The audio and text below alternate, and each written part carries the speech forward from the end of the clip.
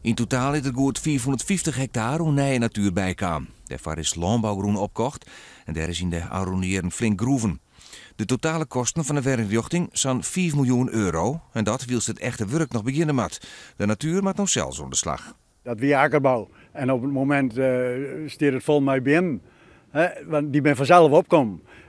En daar wijzen dus de Schotse Hooglanders, dat moet zich settelen. Je zit je geen natuur. Om de natuur en Hansie te helpen is het wetterpeil in het gebied omheen gebracht. Dus wie er extra maatregels nodig om voor te komen dat ik het boerenland niet om jou in wier te worden zoe. Boven dat is het gebied toegankelijk maken voor het publiek. Zo binnen er 10 kilometers aan fiets- en kuierpaden online en midden op verschillende plakken bregjes bouwd. Het is net alleen dat je is natuur en we zetten er een hek omheen en nemen maar de komen. Nee, dat is een combinatie van alles en er zijn hier nieuwe fietspaden online.